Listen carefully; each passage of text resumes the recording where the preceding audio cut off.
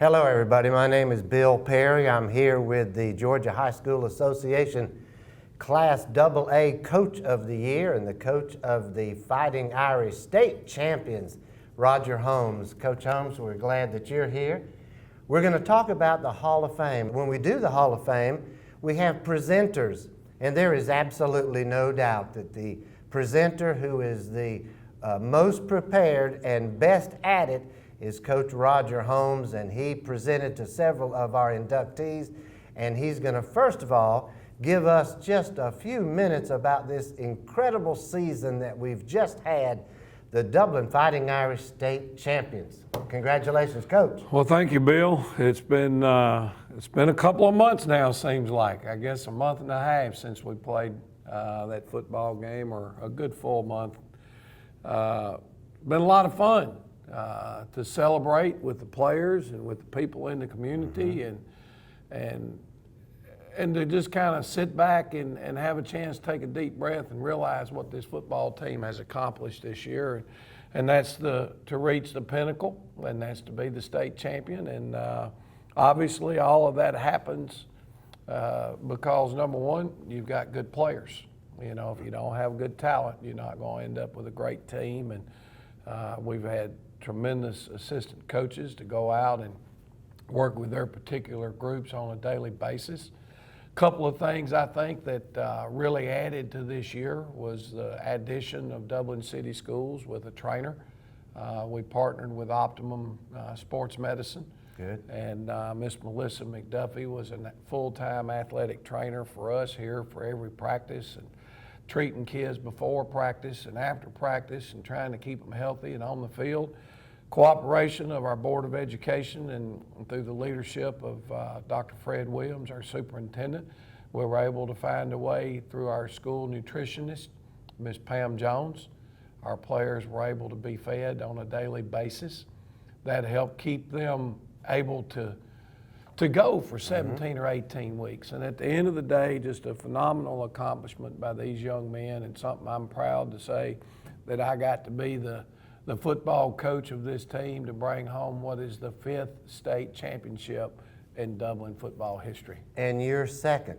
My niece is the full-time trainer for Roswell High School. Well, Coach, we're here to talk about the Hall of Fame, and I can tell you that we've got some future Hall of Famers off this team that you have just put at the very top of the list. Give us a quick rundown on some of the players that I know are going to be in our Hall of Fame when the bylaws allow it. Well, obviously, I think you'd have to go to the top of the list with Romello Height. Was named Max Prep's first team All-American. That's about as high up the list as you can go in an award. Who's already signed and already enrolled at Auburn University. War Eagle. Did a great job there. Then everybody that watched us play obviously knows that Jaquez Evans, who was was a second team All-American. Romello was the Defensive Player of the Year by the Atlanta Journal-Constitution in the state this year, and Jaquez Evans was the Offensive Player of the Year in the state. Those are pretty hefty accomplishments, and it would have to start with those two. But it doesn't end there. Well, it doesn't, and you know, you've got Zion Kemp, ran for over 1,500 yards, and Zion Kemp was named the most valuable player in the state championship game by the press there. Marcus Adams, another skill position player for us, was an honorable mention All-State football player by the AJC this year. I think he still has a chance to make it on the coaches All-State team, which hasn't been released yet. But he not only ran for 1,400 yards, he led the team defensively out of the secondary with tackles. Just an all-around player. And sometimes it's hard to measure. Those things are easy to look at statistically. It's those linemen. Yes, sir. Those are the guys that are hard to really evaluate their value. And, you know, our football team this year, Bill, ended as the number 3 team in the nation for total yards rushing.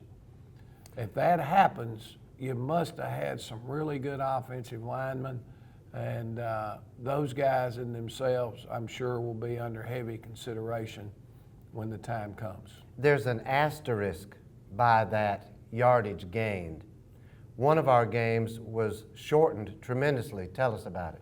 Well, our opening game of the season, we went over and played ECI, and we played one quarter and one play. The first play of the second quarter, Jaquez Evans actually had about a 50-yard touchdown run in that game. Lightning moved in. There was about a 2.5-hour delay.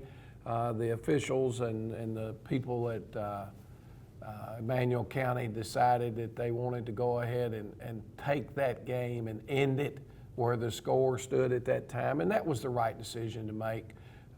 Obviously, we were up 21-0, and we finished number 3 in the nation by trailing 70 yards from the team that won the rushing championship. And I just feel like that if we'd have got 3 more quarters in, we might have had 70 or more yards and had been able to bring home that rushing title along with the state championship. Well, that's absolutely right.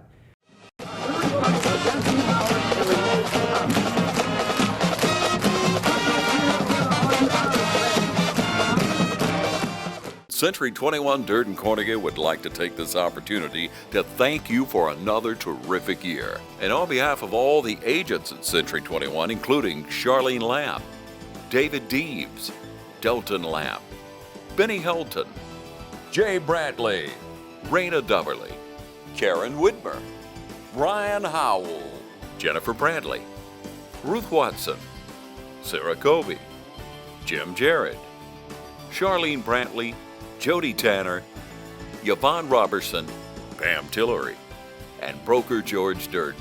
Thanks for another great year. If you're buying or selling a home, commercial property, or land, count on the professionals at Century 21 Durden Cornegay. For more information, log on to c21dublin.com. Century 21 Durden Cornegay, broker George Durden. Jeff Shepard here back in Roach Farm and Garden, where hunting season never ends. We got a full line of Carhartts from your head to your toe, insulated bibs and jackets. Georgia boots from casual to hunting to your steel toe work boot. Grills, fryers, griddles from charcoal, gas to pellet. And don't forget, we got every flavor pellet you can think of.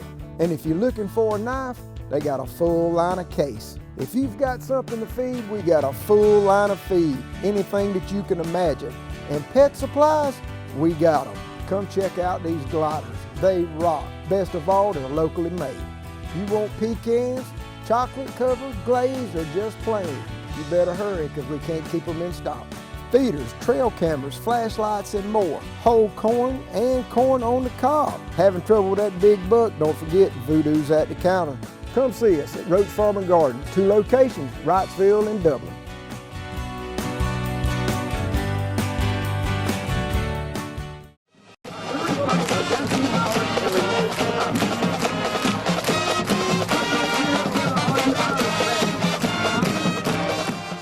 I'd like to tell you that several years ago, Roger Holmes mentioned to several people that it's ridiculous that the Dublin Touchdown Club did not have a Dublin Irish Football Hall of Fame. So a committee was formed. At that point, Coach Holmes separated himself from it. So if anybody has any questions about the Hall of Fame, they can come to the committee, but you can leave Coach Holmes out of it. He suggested that we have a Hall of Fame. A committee was formed and bylaws were created, written out, voted upon by the Touchdown Club and put into motion.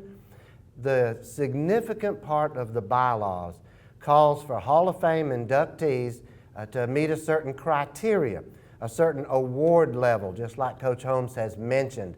Things like All-State, first team, All-State, second team. There's the Georgia coaches, the Associated Press for some years put out their All-State players and those that received honors. Those are given first consideration. There are tiebreakers. Tiebreakers such as, did you go on and play college football, or did you go on and play professionally? But the Hall of Fame is based upon those accomplishments of those athletes here at Dublin High School. The committee then decided that the same superintendent that was the superintendent of Dublin City Schools was also the superintendent of Oconee High School and its predecessor, Washington Street. So with a spirit of inclusion, the Dublin Touchdown Club Hall of Fame Committee has brought into the Hall of Fame those outstanding Washington Street and Oconee High School players. And Coach, you've been to all of the Hall of Fame ceremonies, and have you been like I have been, absolutely stunned, not stunned so much, but just honored to have some of the men from Oconee High School to receive their awards? The presenters, their acceptance speeches were, you could hear a pin drop. Well, I think that's what Dublin High School is now. Dublin High School is a school that came together from all these schools. And there's tradition and there's history. It's hard to go back and have an Oconee High School Hall of Fame or a Washington Street High School Hall of Fame. This is the Dublin Touchdown Club, so we're trying to recognize everyone whose parents and grandparents and were a part of the schools that make up Dublin City School System now. And the gentlemen that have been inducted, there's no question they were phenomenal athletes at the schools they were in. To hear the stories and to hear a lot of our guys talk about that have gone in and them, how back when the schools were not combined together, the Dublin kids would go over and watch the games. Oh, I think they played on Thursday nights, they said. They would go over on Thursday nights just to watch the guys at Oconee play. Then on Friday nights, the guys from Oconee would come over to watch their buddies play that were playing at Dublin High School. So yes, it's been wonderful. There's been some very talented young guys that very talented that played at both schools. So that's been really neat, Bill. It has been. The Perrys moved to Dublin in 1956, and my father was a sports writer with the Courier-Herald, and he would go to the games on Thursday and do a write-up on Friday before the Dublin games, which would be played on Friday as well. The Dublin Touchdown Club Hall of Fame banquet is held at the Dublin Country Club. And I asked Coach Holmes one time, Coach, couldn't we go someplace that might be a little less expensive? And his response was, what is the best we can offer in the city of Dublin? And I said, well, that's the Country Club. And that's where we have gone. What we do is we meet at 4 o'clock, and we meet and greet and eat, and then begin the program at around 5 or 5:15. Previously, for several years, we met at 6 o'clock, started the program a little after 7, didn't get out until 10 or so, and those honorees or family members from South Georgia, North Georgia, Tennessee, South Carolina, North Carolina, they had a long way to go back home. So the decision was made these last couple of years to meet at 4 o'clock and get people home at a decent hour. The food's been good. The camaraderie has been good. What we do there is we set up a memorabilia table with high school annuals, letter jackets, photographs, programs, on and on and on. And people do enjoy going back and looking at some of those. I've been fortunate enough to be the MC. That's just the person who is willing to make a complete fool of himself and keep things going, hopefully. We have presenters. I try to put together a suitable presenter, an appropriate presenter for the athlete that will be honored that comes up. And so far, I think it's been a good system. Oh, it's been great. You know, we've had former coaches that actually coached when the player played. We've had teammates. We've had family members. And it's each one is personal. You know, I think being able to honor somebody in that type of setting is huge, and you can just feel the love and admiration from not only the presenter but the award winner when they have a chance to come up. It's really good. It really is good.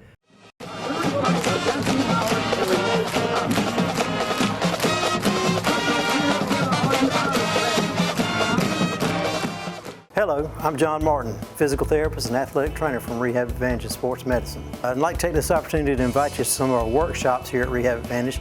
We've been hosting workshops every 3 weeks, some for low back pain, shoulder pain, arthritis, and for balance and vertigo problems. And so feel free, we'd love to have you come. We'd love to share information with you about these injuries and how you can get well naturally from these things. And we'd just love to tell you more about it right here at Rehab Advantage. We usually have them hosted at 6 p.m. on Thursday evenings. That does change sometimes, so be sure to look at our website or give us a call 478-275-1800.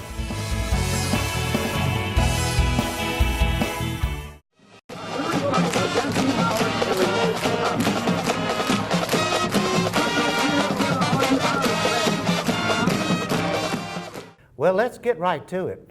This past Hall of Fame ceremony honored 3 athletes from Oconee High School. Bob Evans is considered the Oconee High School historian. Yep. He is in his late 70s.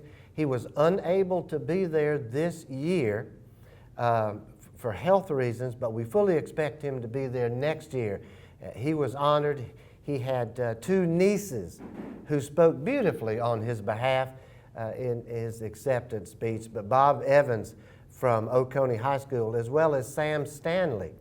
Now, I regret that Kevin wasn't there to see how dapper Sam Stanley was Looking dressed. good. He was looking real good, Coach, and gave a wonderful speech, and it was very nice. Also from Oconee High School was Prentice Mitchell. Prentice Mitchell had an older brother, and my older brother knew this particular person. And when my older brother was, 13 or so, 14 years old, this particular fellow would work nearby. Well, during break time, they would try to play touch football. And my brother came home one day and said, we could not touch this person. In a small area. It's just a little story, I apologize for, but you couldn't touch this guy. The Mitchells were fabulous athletes and at Oconee High School. Stanley Johnson is a person that I played with. Stanley Johnson was small, but Coach, Stanley did all the running. He did all the catching. He did all the tackling. He did all the intercepting. He was on the kickoff team, the punt team, the extra point team, everything there was. He was the heart and soul of our team. Stanley Johnson was brought up as a 9th grader. My brother Tom pitched it to him on that state championship year of 1963 around left end in Sylvania for a touchdown. When Stanley was a senior, I was a junior. I pitched it to him around left end against Washington County. He went into the end zone, and the tackler made a dive for Stanley and hit the back of his heel, which hit the ground awkwardly and broke his ankle. And Coach, our state championship went out the window, I believe, right then. I mean, because Stanley was heart and soul. He was a graduate of Dublin High School in 1967. Kenny Webb, former sheriff of Lawrence County, was inducted into the Hall of Fame. Kenny weighed 195 pounds. He ran the 100-yard dash. We didn't run the 100 meter. He ran the 100-yard dash in 9.9 and was given a full ride to Florida State University. We get now to the 80s because the idea is, Coach, and I want you to talk about this. It used to be that a lineman could weigh 155 pounds and excel. Today, they're nearly 355 pounds, or certainly 255, 79. Tell us about your offensive line this state championship year.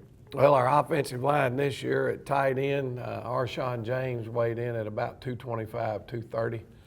My right tackle, Ahmad Lattimore, was about 6'4", and Ahmad weighed in at 245 range. Right guard, first team All-State player Ty McRae, very dominant physical Kid, as his teammates nicknamed him Bam Bam. That ought to tell you a little bit about him as an offensive lineman. But he weighed in at 250. Our center was the runt. Jeremy Stuckey, he was 6'3", 330. The left guard really was the smallest, but he was also our Mike linebacker, and Jalen Carter. Jalen weighed in at 220. And then our left tackle, Barrick Wadley, was at 260. So you're right, size has changed a lot in all the kids, especially when you take into consideration our fullback weighed 230. That's exactly right. Well, R.W. James from the 80s was a phenomenal running back coach. Coach Travis Davis coached him. R.W. James was a star as a 9th grader, and he maintained that level of excellence all the way through his senior year. Not many 4-year starter who excelled like R.W. James. You know, Bill, and a lot of these names I don't know. Right. And had never met R.W. James that I can recall, but I felt like I had met him when we saw his induction the other night, because that is one of the names from a lot of the old timers, if you will, the people in this community, and you start talking about great players. R.W. James's name is one that always kind of rises to the top. It certainly does. Now, Coach, you know, everybody's got one, and that's an opinion. Chad Brady was inducted into the Hall of Fame. Chad Brady graduated from Dublin High School in 1999, so he would have played in that 96, 97, 98 football seasons. My opinion is that Chad Brady may be one of the top 5 running backs in the history of Dublin Irish football, which has had a lot of fabulous running backs. Mm-hmm. You know, you mentioned Jaquez Evans. He's obviously going to be in that group. Chad Brady, Peanut, they called him, was a terrific football player, defensive player, terrific basketball point guard. And my son Sam introduced him. Sam was a sophomore when Chad Brady was a senior. And one lady came up to my son afterwards and said, "You need to be the next president of the United States." Now, Coach Holmes, Sam coached with you for 3 years. You must have rubbed off on him, because he's got a good gift of gab. I think he learned that from his old man. We all got that figured out, but Sam did a great job. You know, Peanut, more so than Chad, Tracy White, Fred Williams, those two guys, obviously, I'm still around a lot. And if I've heard them talk about Peanut once, I've probably heard them talk about Peanut 100 times. Dr. Fred, when we were sitting there the other night, when Chad walked in the door, he was talking about the smile. Right. The kid always had a smile, Coach said. He just light up a room. Well, as soon as he walks over to Dr. Williams, I start paying attention, and you see that smile, you see that appreciation. And you really saw that when he was doing his acceptance. He was talking about his wife. He told the funny story, you know, about he was scared to ask her out and all these types of things. And I think she told him she wouldn't go out with him till he had a car. So he went and got a job just to get him a car so he could ask her out. He worked double. But a very, very, very humble young man that, you know, and I know I made the comment and sort of the joke, and I thought it was pretty neat. Well, you had Peanut. This year we had Donut. I've got to find another nut next year. It might be a hazelnut or something, but I got to find some kind of nut to go in the backfield next year, because there seems to be a tie between that and Dublin. Chad Brady is just a remarkable running back.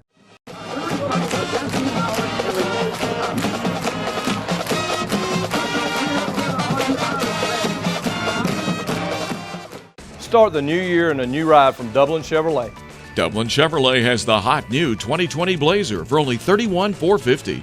New or pre-owned with great financing options. Save almost $4,000 off this 2020 GMC Canyon. We make it fast, fun, and friendly. Take home huge savings on the Malibu LS for only $25,995. Call, click, or come see us. Dublin Chevrolet, the only dealer you'll ever need. I'm Heath Richter, and we just want to invite everybody to come on down to the Houston Clinic and check us out at our new facility. We've been in Dublin for a while now, obviously, but have a new office here, and we'd just like you to come down and see some of the new stuff we're offering. And if you need to get checked out, we'd be glad to do that for you. We've got able to do some ultrasound-guided injections now, and physical therapy, and just a little bit better space, so hopefully we can get you in and out of here a little bit quicker. Come by and see us today at our brand new location, the Houston Clinic, Medical Drive in Dublin.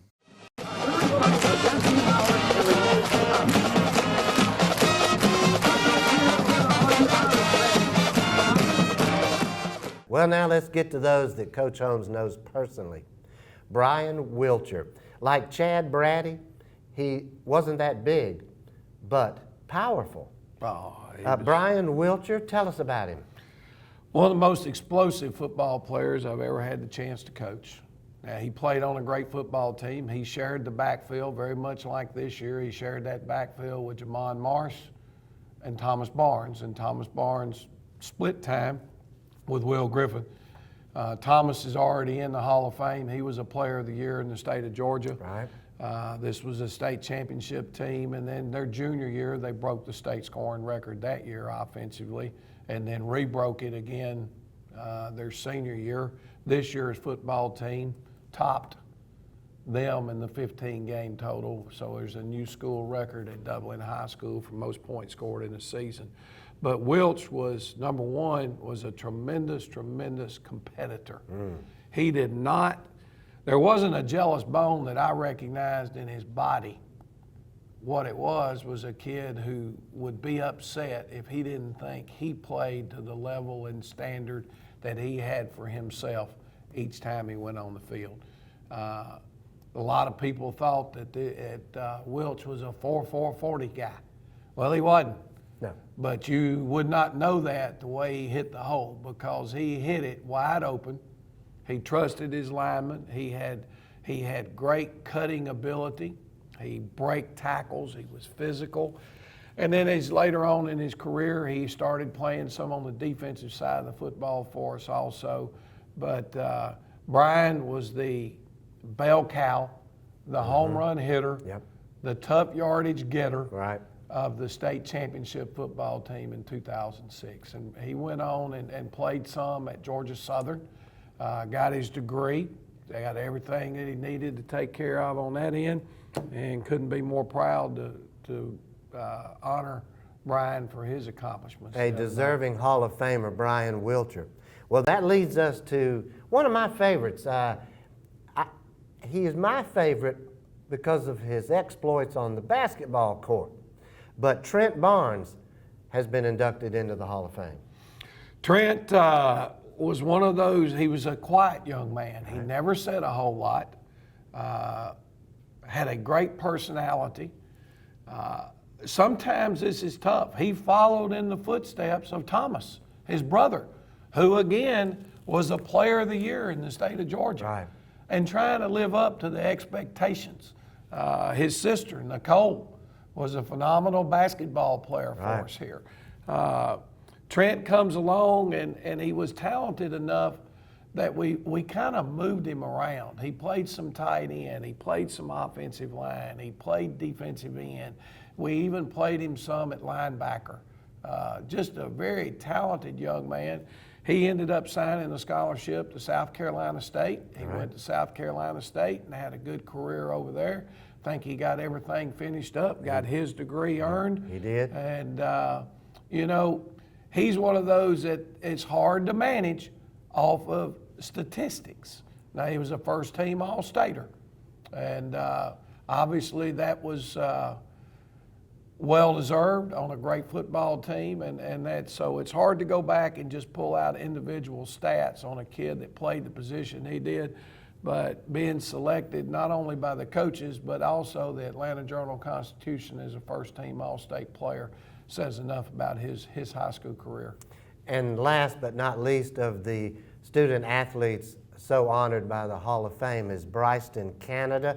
Bryston Canada, a kicker. He's on the prayer list for us as he defends our nation in the Air Force, but he kicked for you. Yeah, he was very tremendous. He's another one of Coach George Hagler's young men that have excelled and gone on and kicked on the collegiate level. Bryston went into the Air Force Academy, which, number one, if people don't understand that, you don't just get an athletic scholarship to the Air Force Academy. Number one, you had to be a phenomenal student to even get into the Air Force Academy. Not to mention character. Character, you've got to have an appointment by, I think it's a congressman or a senator, to be able to be, even have the opportunity to go to school there. It is one of the most intense, grinding experiences that you can go through. A lot of them don't make it through their second year. You know, obviously, Ben Cochran, our quarterback of the 2006 team, he went the same route. Ben got it done. Ben actually graduated Top Gun from the Air Force Academy, and that in itself is an accomplishment that's unbelievable. But Bryston, we laughed about it the other night when he came into high school football. He was about 5'2", and he weighed about 100. What did he say? 114 maybe. That's something. Was tiny. I didn't want to, and he wanted to be a player. Now he was tough as a pine knot. I didn't want him to have any part of being out there and getting hit. Right. So he just kind of ended up down there with Coach Hagler, learning how to kick, and he developed in, obviously, to an all-state kicker for 2 years. Went on and kicked at the Air Force Academy.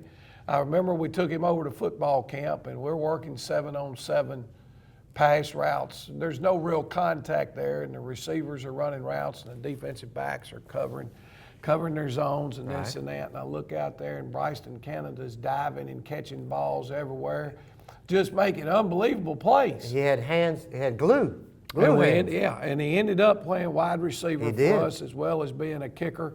I think he's going into the Hall of Fame based on his kicking skills, but he was a heck of an offensive player also, and so very well deserving, obviously. 1973 was a good year for Dublin football because that's when Raymond Harwell moved to town. So I can speak personally about his commitment to the Dublin Fighting Irish football program, and you can too.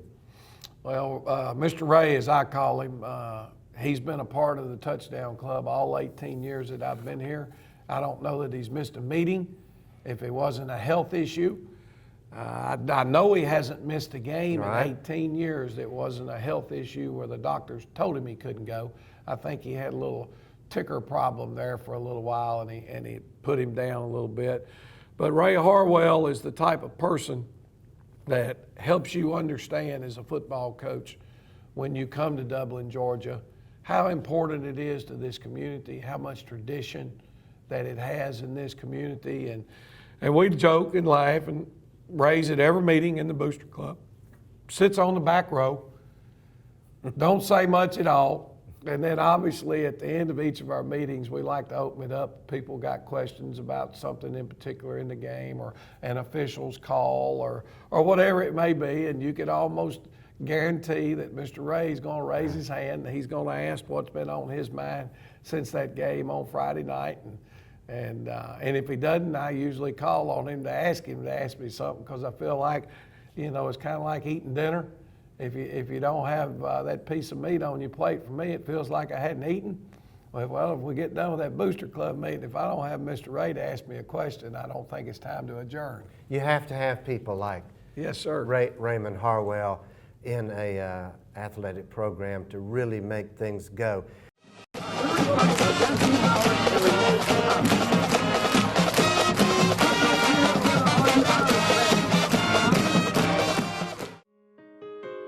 Portions of this program are brought to you by Fairview Park Hospital, a leader in healthcare for Dublin, Lawrence, and surrounding communities, providing specialty services through facilities such as our Sleep Center, Heart Center, and Women's Imaging Center.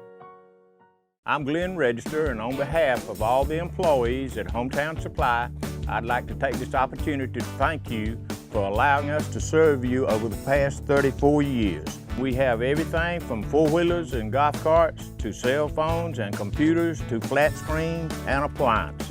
Come by today and let me show you what I will do for you. We have affordable payment plans to fit your budget. Just remember, if you can't do business at Hometown Supply, you just can't do business.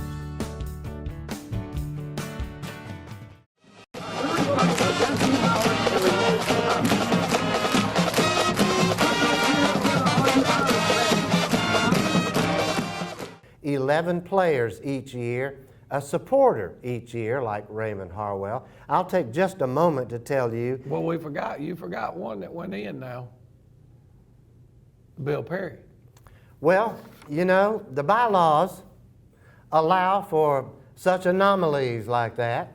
I'm not going to let you look over it because I know you're doing it. You didn't say anything from probably the modest standpoint. But Bill Perry was a quarterback. Give me the years, Bill. Well, I was honored for my accomplishments my junior year, which would have been 1966 season. I played in 65, 66, and 67. Of course, you graduate 68 after the turn of the year. And the truth is, I'll tell you now what I told in my acceptance speech was that I don't care if you're R.W. James or if you are Chad Brady or if you are Jaquez Evans, you're not going to gain a yard without your teammates. Exactly. My teammates were Chan Beasley, who was the back of the year. Kenny Webb, the former sheriff, went to Florida State. Chan was a star at University of South Carolina. Mike Rich, a star at Florida and on to the Green Bay Packers. We had a very good line. Greg Crabb, Travis Davis says that Greg Crabb and his brother Allen, pound for pound, are the two toughest guys that he ever coached in the line. Johnny Rowland was in the line. Mike Cawley, it was the brains of the outfit, a captain along with Mike and Chan and Greg Crabb. We had Randy Wyatt, who could run all day. He was one of those that he just built different. A 2-miler and a 1-miler. We just had some great guys.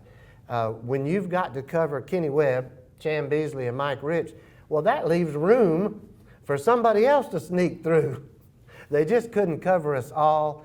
So my junior year was the year that I received an honor from the Atlanta Journal-Constitution to meet the criteria, and I just decided, well, I couldn't leave them, the committee couldn't leave me out. It's not right. And at the end of the day, Bill, I've heard enough war stories about you to know that the fish hadn't gotten bigger since you caught him, okay? He was pretty good quarterback back in the day, and it's quite an honor to be there. I think we counted it up. This is the 8th class. It is.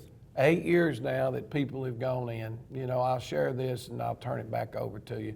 Had a gentleman, for example, the other day, he was in my office and we were talking a little bit. And he told me, he said, Coach, I think you got some guys in that Hall of Fame that don't deserve to be in it. And I said, well, what do you mean? He said, well, I just think there's some guys that ought to be in the Hall of Fame in front of some people that are in it. I said, well, I wouldn't disagree with you on that. I said, now, I disagree with you that anybody that's in our Hall of Fame is not deserving of it. There might be some people that are not in yet because we want this to be a yearly event. It's not something we want to have happen. You put everybody in 1 year and it's gone away. And so there's plenty of room for individuals. We would encourage recommendations. As a matter of fact, I think we're getting down to the point now where we have exhausted a lot of the decades. We really wanted to try to do this by decade. That's exactly right. And so it could spread out.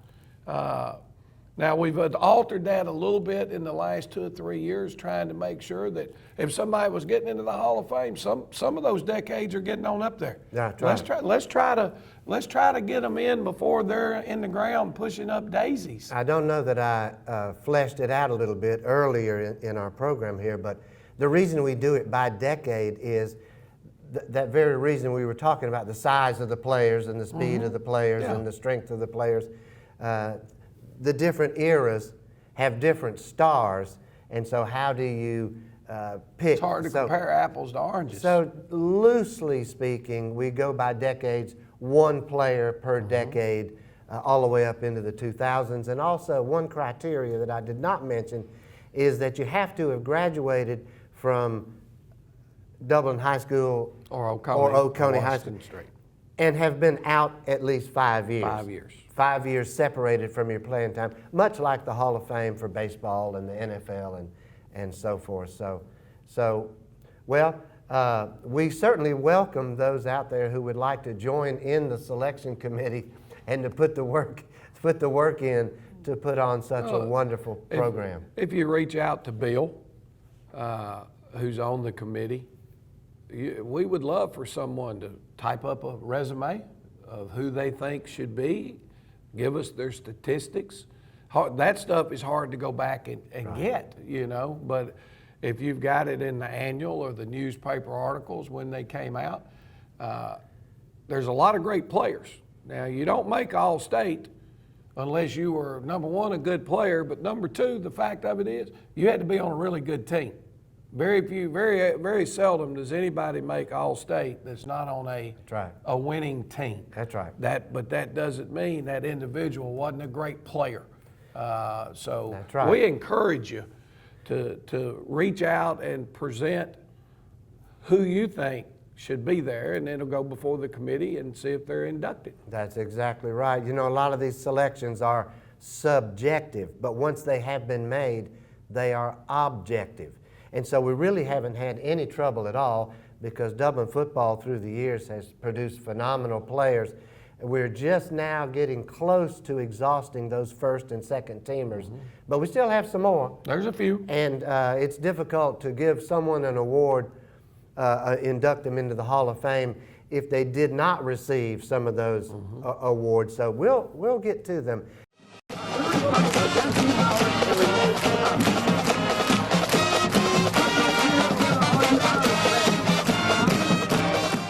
Hey, how you doing? Eric Kate City. I'm good. Brad Grimes. I think I'm smelling some gas in my yard out here. All right, and what area are you smelling at? Over here in this area, the meter's on that side over there. Okay, what we're gonna do is we're gonna check the meter and make sure there's not a leak there.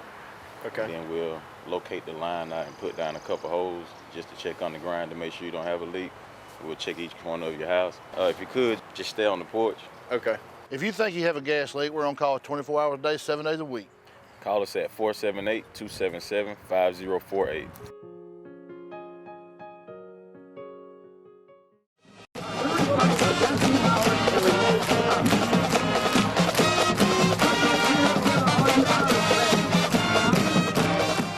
I do want to mention that a coach is selected also. Our first coach was Minton Williams, then Tom Stewart, Travis Davis, Roscoe Brower, Jack Miller, and George Hagler. Some of our previous supporters who've been inducted into the Hall of Fame: Fred Middlebrooks, Paul DeFazio, Bob Willis, my father, Bush Perry, which I'm very proud, and supporter, Bass Physical Therapy and Rehab. They have worked on a lot of players, me included. Guy Cochran, who was just indefatigable working on behalf of the Touchdown Club, and Mike Kirby, who did the radio broadcast for so long. Let me mention that the trophies that they get, Coach Holmes, I say, designed.